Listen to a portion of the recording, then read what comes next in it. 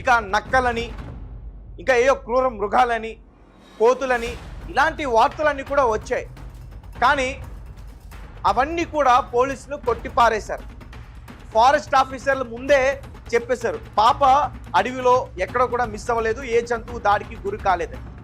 ఒకవేళ నిజంగానే ఏదైనా దాడి జరుగుంటే పాప శరీరంలో ఏదైనా గాయం జరిగితే ఏదో ఒక పార్ట్ కావచ్చు, లేదంటే పట్టీలు కావచ్చు, లేదంటే డ్రెస్ కావచ్చు, ఏదో ఒకటి పాపకు సంబంధించిన ఆనవాళ్ళు ఆ అడవిలో మొత్తం కూడా వెతికారు కాబట్టి ఎక్కడో ఒక చోట లభ్యమయ్యాయి.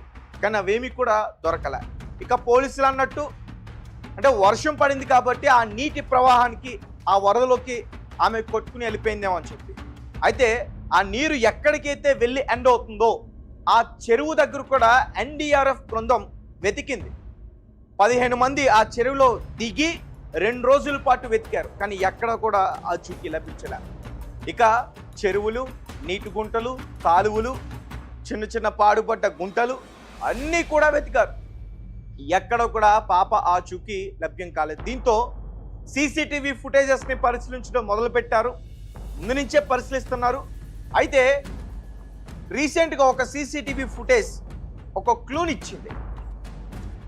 ఏదైతే ఆ కుక్క ఒక టెంపుల్ దగ్గర సంచరిస్తూ కనిపించిందో ఆ వీడియోని బయటికి రిలీజ్ చేశారు.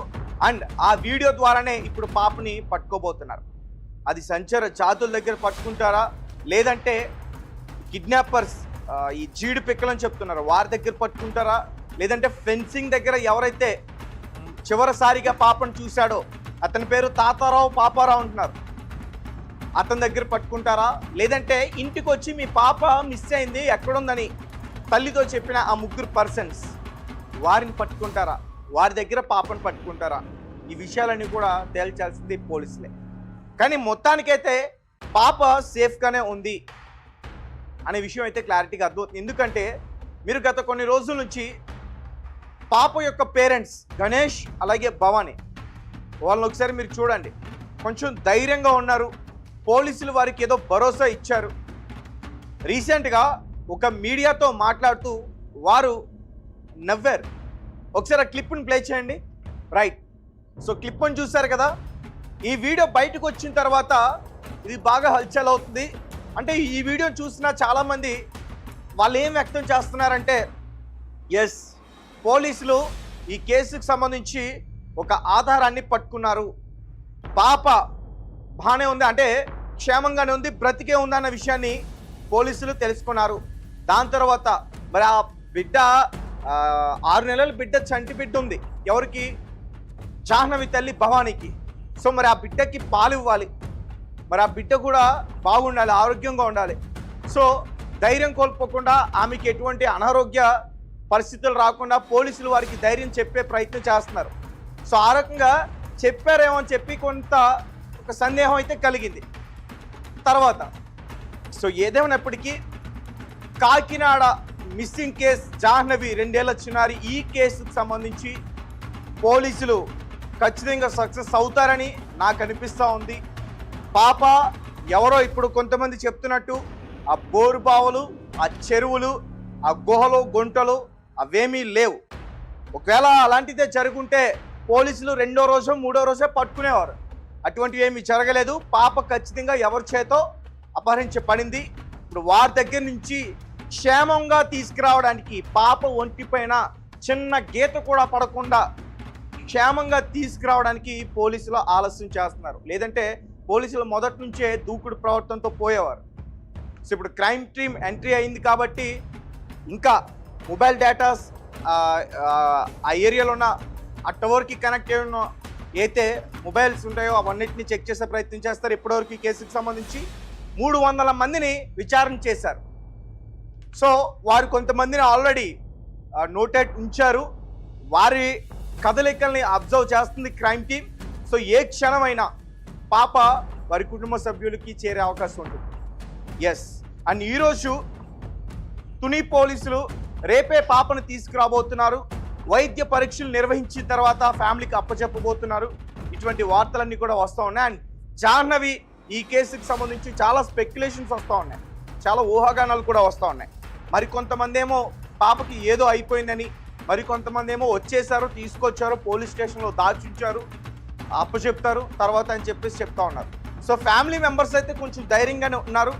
వారు కూడా త్వరగా రావాలని చెప్పే కోరుకుంటున్నారు. పోలీసులు కూడా ఈ కేసుకి సంబంధించి డీప్గా వారు ఇన్వెస్టిగేషన్స్ చేస్తున్నారు. పాప క్షేమంగా తిరిగి రావాలని చెప్పేసి మనం మనస్ఫూర్తిగా ఆశిద్దాం. ఈ క్షుద్ర పూజలు, ఈ బోరు బావులు, ఈ చెరువులు, ఈ అడవి, వీటన్నిటిని కూడా కొట్టి పారేద్దాం. పాప సేఫ్గా ఉంది. కాకినాడ 2 ఏళ్ల చిన్నారి జాహ్నవి మిస్సింగ్ కేసుకి సంబంధించి పోలీసులు ఆ కేసును ఛేదించగలిగారా? పురోగతిని సాధించారా? కిడ్నాపర్స్ని పట్టుకున్నారా? పాప ఆచూకీ తెలుసుకున్నారా? మరి కాసేపట్లో పాప యొక్క కుటుంబానికి పాపని అప్పచెప్పబోతున్నారా? వైద్య పరీక్షల తర్వాత పాపని కుటుంబ సభ్యులకి అప్పచెప్పబోతున్నారంటూ కొన్ని వార్తలు ఇప్పుడు వెలుగులోకి వచ్చాయి.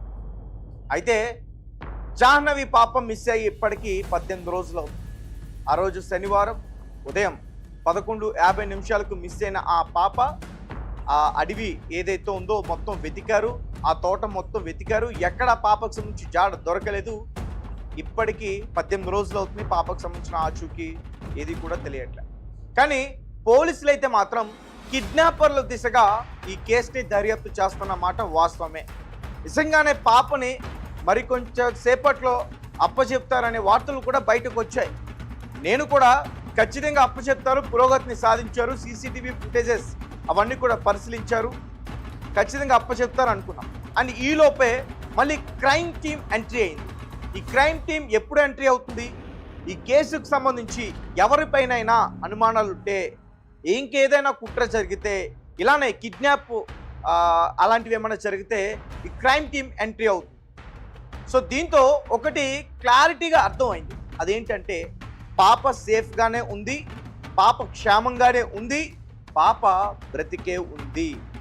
మేము మొదటి నుంచి కూడా చెప్తున్నాం, ఎప్పుడైతే పాప మిస్ అయిన తర్వాత 3వ రోజు కుక్క వచ్చిందో ఆ రోజు నుంచి స్టిల్ ఈ రోజు వరకు రెడ్ టీవీ ఒకటే చెప్తుంది, పాప ప్రాణాలతోనే ఉంది.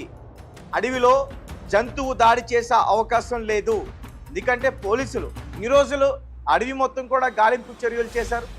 దగ్గరగా 16 రోజులు పూర్తిగా వారు గాలింపు చర్యలు చేశారు. అంటే 2 రోజులు వర్షం పడడం వల్ల వారు చేయలేకపోయారు. అండ్ ఆ టైంలో కూడా థర్మల్ డ్రోన్స్తో వారు వెతికే ప్రయత్నం చేశారు. ఇక కొండ చిలువ దాడి అని, అడవి పంది దాడి అని, ఏదో పులి దాడి అని, అసలు పులి సంచారమే లేదు అక్కడ.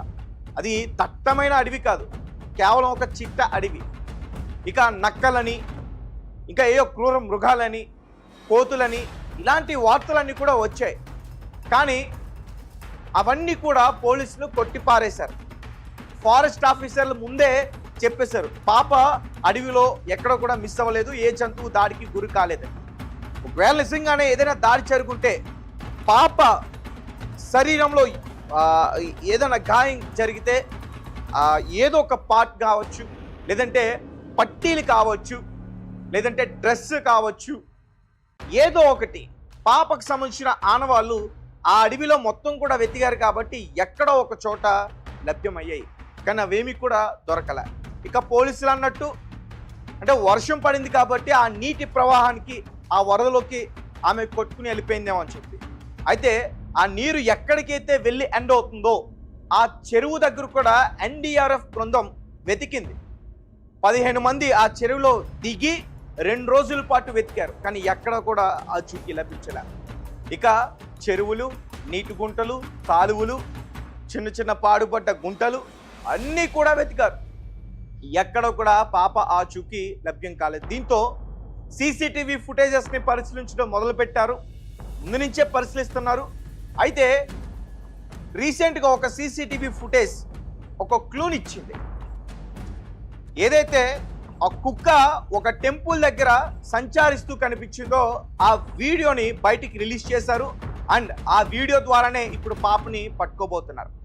అది సంచార జాతుల దగ్గర పట్టుకుంటారా, లేదంటే కిడ్నాపర్స్ ఈ జీడి పిక్కలని చెప్తున్నారు వారి దగ్గర పట్టుకుంటారా, లేదంటే ఫెన్సింగ్ దగ్గర ఎవరైతే చివరిసారిగా పాపను చూశాడో అతని పేరు తాతారావు పాపారావు అంటున్నారు, అతని దగ్గర పట్టుకుంటారా, లేదంటే ఇంటికి